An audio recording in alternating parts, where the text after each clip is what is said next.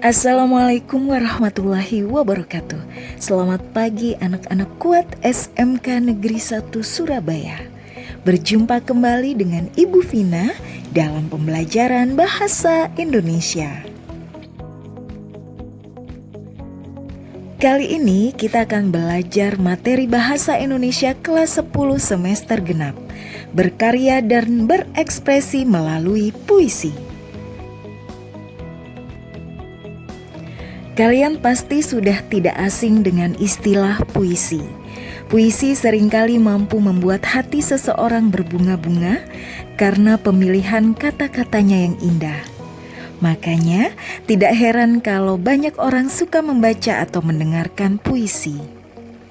Kalian juga bisa mengekspresikan diri melalui puisi serta menuangkan perasaan kalian lewat puisi. Berkarya dan berekspresi melalui puisi adalah cara yang mendalam dan bermakna untuk menuangkan pikiran, perasaan, serta pengamatan terhadap dunia. Melalui rangkaian kata yang indah dan penuh makna, puisi dapat menyampaikan emosi yang terkadang sulit diungkapkan secara langsung. Puisi dapat dikatakan sebagai salah satu genre sastra yang menggunakan kata-kata yang estetis dan berirama. Penggunaan kata-kata indah bertujuan untuk membangun makna yang berbeda atau menggantikan makna asli sebuah kata. Simaklah materi berikut untuk memahami cara berkarya dan berekspresi melalui puisi. Mengidentifikasi diksi dalam teks puisi yang dibacakan. Puisi merupakan salah satu karya sastra selain prosa dan drama. Sebagai sebuah karya sastra, puisi ditulis untuk mengungkapkan pikiran, gagasan, dan perasaannya dalam bentuk kata-kata yang indah. Kata-kata dalam puisi bersifat kiasan dan disampaikan dengan teknik figuratif. Tujuannya adalah untuk menciptakan suasana yang mampu menggugah imajinasi, perasaan, dan keindahan bagi pembacanya. Pemilihan kata atau diksi juga harus dipertimbangkan sesuai irama, rima, larik, bait, mantra, dan tipografi atau bentuk puisi. Oleh karena itu, unsur bahasa puisi lebih padat daripada karya sastra lainnya. Unsur bahasa puisi terdiri dari 1. Irama adalah naik turun, keras lembut, tinggi rendah, panjang pendek intonasi suara. 2. Mantra adalah ukuran banyaknya tekanan irama. 3. Rima, pengulangan bunyi yang berada di bagian akhir larik dalam puisi. 4. Larik. Larik adalah deretan kata. 5. Bait. Bait adalah kesatuan puisi yang terdiri beberapa baris. Diksi dalam teks puisi. Yang pertama, gaya bahasa atau majas. Majas atau gaya bahasa merupakan bahasa kiasan yang digunakan untuk menampilkan efek tertentu bagi pembacanya. Berikut ini jenis-jenis majas yang digunakan dalam puisi. Yang pertama, antonomasia adalah majas yang menyebut seseorang berdasarkan ciri atau sifatnya yang menonjol. Perhatikan contoh berikut ini. 2. Personifikasi adalah majas yang menyatakan benda mati ataupun benda hidup yang bukan manusia, yaitu hewan atau tumbuhan, sebagai sesuatu yang hidup layaknya manusia. Perhatikan contoh berikut ini. 3. Simile adalah majas yang membandingkan satu hal dengan hal lainnya menggunakan kata penghubung atau kata pembanding antara lain seperti laksana, baik, dan bagaikan. Perhatikan contoh majas simile. 4. Metafora adalah majas yang memakai analogi atau perumpamaan terhadap dua hal yang berbeda. Perhatikan contohnya berikut ini. Dan yang kelima, hiperbola adalah majas yang digunakan untuk menggambarkan suatu ide dengan cara berlebihan atau melebih-lebihkan. Perhatikan contohnya. 2. Pengimajian atau citraan. Pengimajian atau citraan merupakan kata atau susunan kata yang dapat menimbulkan efek khayalan atau imajinasi bagi pembacanya. Pembaca seolah-olah ikut merasakan, mendengar, melihat, meraba, dan mengecap suatu ungkapan dalam puisi. Jenis citraan yaitu penglihatan, pendengaran, perabaan, pengecapan, penciuman, dan citraan gerak. Jenis-jenis imaji dalam puisi yaitu sebagai berikut. Yang pertama, imaji visual. Pengimajian dengan menggunakan kata-kata yang menggambarkan seolah-olah objek yang dicitrakan dapat dilihat. 2. Imaji auditif. Pengimajian dengan menggunakan kata-kata ungkapan seolah-olah objek yang dicitrakan sungguh-sungguh didengar oleh pembaca. 3. Imaji taktil. Pengimajian dengan menggunakan kata-kata yang mampu mempengaruhi perasaan pembaca sehingga ikut terpengaruh perasaannya. 3. Kata konkret. Kata konkret adalah kata yang rujukannya lebih mudah ditangkap oleh indera. Konkret berarti nyata, berwujud, benar-benar ada. 4. Kata konotatif. Kata konotatif merupakan kata-kata yang berasosiasi. Asosiasi merupakan keterkaitan makna kata dengan hal lain di luar bahasa. Dalam hal ini, makna konotatif timbul sebagai akibat asosiasi perasaan kita terhadap kata yang dibaca, diucapkan, atau didengar.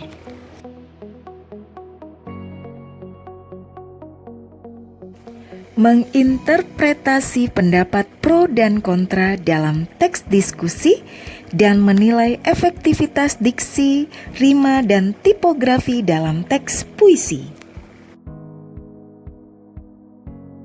Menginterpretasi pendapat pro atau kontra dalam teks diskusi.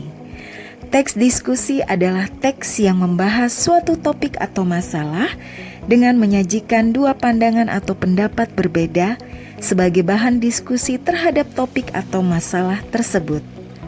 Pendapat tersebut dapat berupa pendapat yang pro atau mendukung atau setuju, dan juga dapat berupa pendapat yang kontra, yaitu menentang atau tidak setuju. Menginterpretasi pendapat pro atau kontra dalam teks diskusi berarti mengidentifikasi dan memahami alasan yang mendukung atau pro dan menentang atau kontra suatu isu terkait puisi. Pendapat pro mendukung, sementara kontra menolak, dengan argumen yang didasarkan pada fakta, logika, atau sudut pandang tertentu, seperti perbedaan antara puisi imajinatif dan esai yang faktual.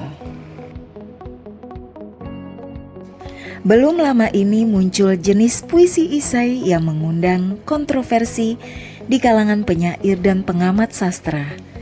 Beberapa ada yang mendukung atau pro adanya puisi esai, tetapi tidak sedikit pula yang menentang atau kontra. Puisi esai adalah perpaduan antara dua jenis, yaitu sisi batin dan sisi kehidupan kemanusiaan tokoh utama tergambar dengan jelas. Tata bahasanya indah dan mudah dipahami, pengalaman batin dan fakta sosial dikemukakan melalui catatan kaki dan menyajikan data dan fakta sosial yang mampu membuat pembaca memahami kondisi tokoh utama dalam cerita. Menilai efektivitas diksi, rima, dan tipografi dalam teks puisi. Penggunaan diksi, pengaturan rima, dan tata wajah atau tipografi dalam puisi sangat penting dalam mendukung makna dan amanat yang ingin disampaikan penyair dalam puisi. Mari kita bahas satu persatu. Yang pertama, diksi. Diksi adalah kata tertentu yang sengaja dipilih penulis puisi untuk menimbulkan efek, makna, dan maksud tertentu dalam puisinya. Diksi yang efektif dapat membuat puisi lebih mendalam dan menggugah emosi pembaca. 2. Rima. Rima adalah pola persamaan bunyi dalam puisi yang menciptakan efek musikalitas. Rima dapat membantu menghidupkan suasana puisi dan membuatnya lebih menarik bagi pembaca.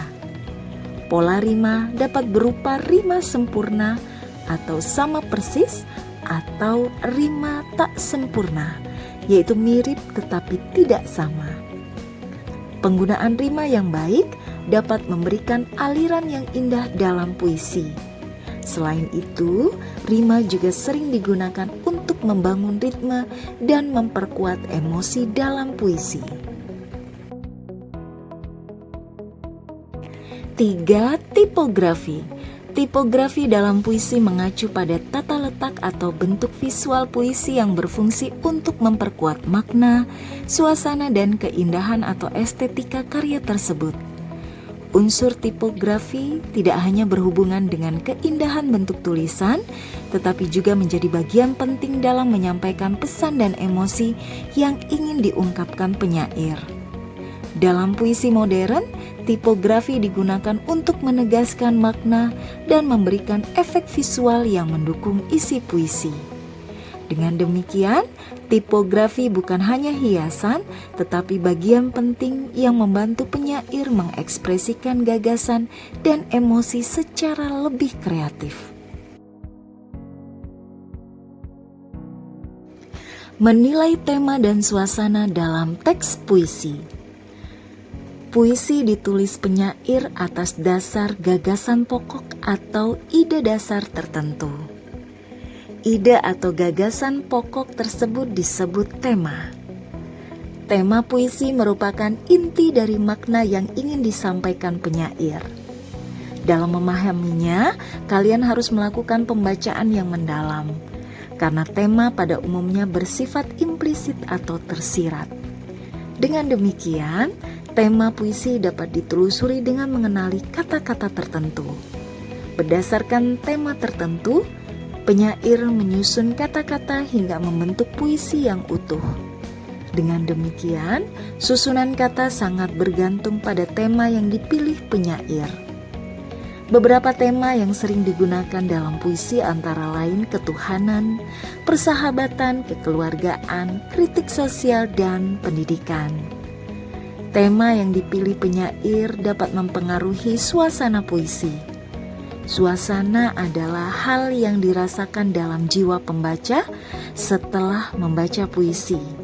Misalnya gembira, bahagia, sedih, haru, bimbang, dan sebagainya.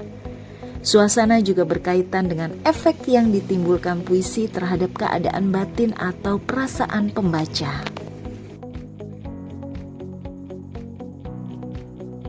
Menyajikan musikalisasi puisi secara kreatif.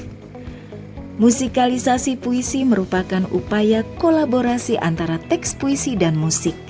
Dalam hal ini, teks puisi tidak hanya dibaca, tetapi juga dipadukan dengan instrumen musikal.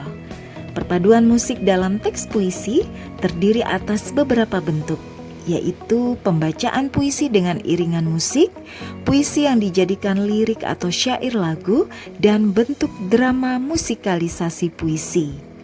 Langkah-langkah menyajikan musikalisasi puisi sebagai berikut. Yang pertama, memilih puisi. Pilih puisi yang sesuai. Puisi sebaiknya tidak terlalu pendek atau terlalu panjang dan memiliki kualitas yang baik serta orisinal. 2. Memahami makna puisi. Baca puisi berulang kali untuk memahami tema, makna, pengimajian, dan suasana yang ingin dibangun oleh penyair. Pemahaman ini penting agar irama dan nada yang diciptakan selaras dengan teksnya. 3. Menentukan alat dan jenis musik. Pilihlah alat musik, bisa tradisional atau modern, dan jenis musik yaitu iringan, lagu atau campuran yang digunakan untuk mendukung suasana puisi. Alat musik bernada lembut seperti gitar, piano, atau biola seringkali menjadi pilihan. 4. Menentukan nada dan irama. Buatlah notasi musik atau tentukan nada irama yang akan digunakan untuk puisi. Irama harus sesuai dengan tema puisi dan dapat menjiwai isinya. 5. Menyiapkan unsur penyajian. Perhatikan aspek-aspek seperti pelafalan yang jelas, harmoni yang selaras, dan ekspresi wajah, serta gerak tubuh yang sesuai untuk menjiwai puisi. 6. Berlatih. Lakukan latihan secara rutin untuk memastikan semua elemen tampil dengan baik, baik secara individu maupun kelompok. 7. Menyajikan dengan kreatif. Setelah semua persiapan matang, sajikan musikalisasi puisi dengan penuh ekspresi dan harmonisasi, baik dalam bentuk vokal maupun instrumentasi. Terdapat beberapa musikalisasi yang dapat menjadi rujukan seperti musikalisasi karya Bimbo, Ebit G. Ade, Ari Renda, dan lain-lain. Kalian dapat menyaksikannya melalui rekaman di YouTube.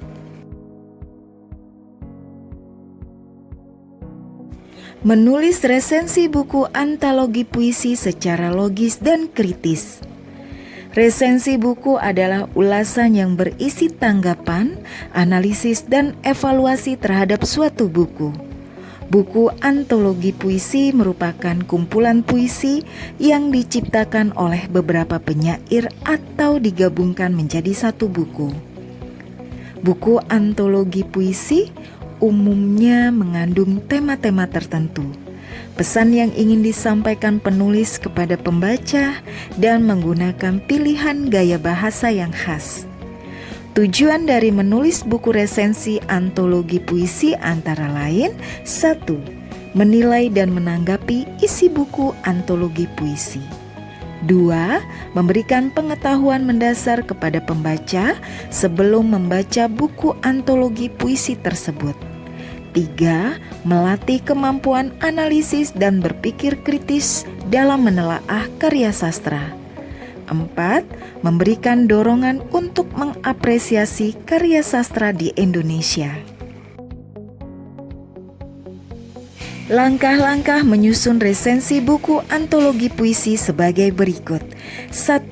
Tentukan antologi puisi yang akan diresensi. Pilih antologi puisi yang menarik dan berkualitas. Idealnya pilih buku yang belum pernah diresensi sebelumnya atau terbitan terbaru. Perhatikan beberapa contoh antologi puisi yang bisa dijadikan referensi. 2. Baca dengan saksama. Baca buku secara umum dan rinci. Perhatikan daftar isi, kata pengantar, dan bagian-bagian lain. Kemudian, baca keseluruhan isi buku untuk memahami dengan baik. 3. Pahami dan kaji secara mendalam. Lakukan analisis terhadap unsur bentuk seperti diksi, tipografi dan majas, dan unsur makna seperti tema, nada, dan amanat. Catat hal-hal penting sebagai bahan dasar penulisan resensi. 4. Tulis informasi penting. Tuliskan identitas buku seperti judul, penulis, penerbit, dan tahun terbit. Buat catatan tentang pendapat umum terhadap isi buku. 5. Buat judul resensi. Pilih judul yang menarik, singkat, dan jelas. Diskusikan dengan teman untuk mendapatkan beberapa nominasi judul resensi yang baik. 6. Buat ringkasan buku. Buat ringkasan atau ikhtisar yang memberikan gambaran umum tentang isi buku. Perhatikan tema dan pemilihan bab jika ada. 7. Tuliskan hal-hal unik. Catat hal-hal unik dan menarik dari antologi puisi yang dapat menjadi kelebihan buku. Apa saja yang membuat buku ini istimewa? 8. Menuliskan manfaat buku. Rumusan manfaat atau kegunaan buku, terutama sasaran pembaca. Pertimbangkan apakah buku tersebut sesuai untuk anak, remaja, atau dewasa. 9. Menuliskan kekurangan dan kelebihan. Cermati kelebihan dan kekurangan buku antologi, pertimbangkan tampilan buku, kualitas puisi, inovasi, dan relevansi tema. 10. Menuliskan kritik dan saran. Berikan kritik berdasarkan analisis kelebihan dan kekurangan. Sampaikan juga saran untuk perbaikan. 11. Menuliskan simpulan atau penutup. Bagian penutup harus mencakup ringkasan keseluruhan isi buku dan rekomendasi apakah buku tersebut layak dibaca. 12. Susun resensi yang utuh. Gabungkan semua bagian di atas menjadi satu kesatuan yang utuh. Pastikan alur tulisan jelas dan mudah dipahami. 13. Revisi tulisan. Periksa kembali tulisan untuk menemukan kesalahan atau kekeliruan. Minta pendapat orang lain untuk mendapatkan sudut pandang berbeda.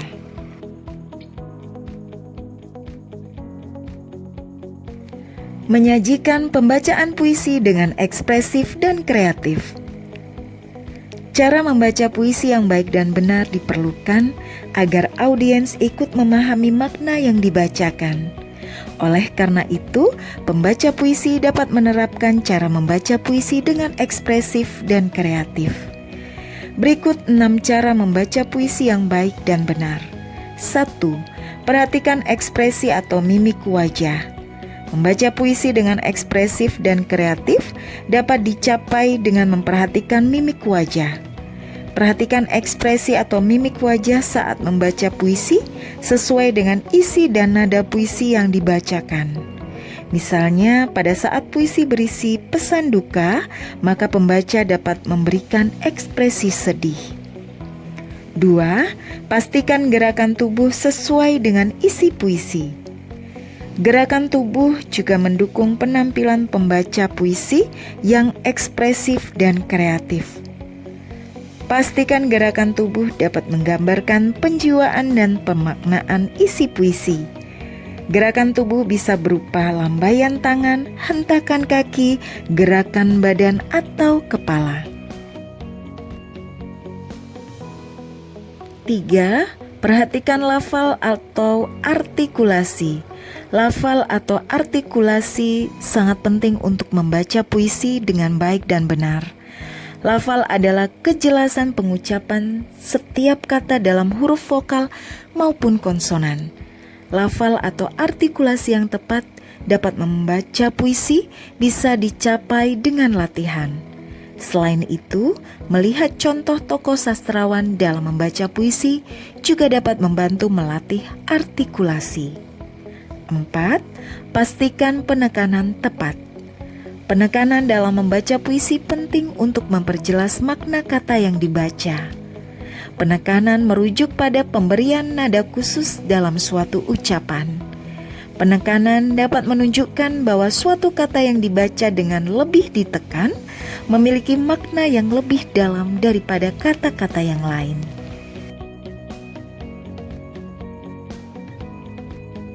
5. Perhatikan jeda dan tempo. Jeda dan tempo perlu diperhatikan saat membaca puisi dengan ekspresif dan kreatif.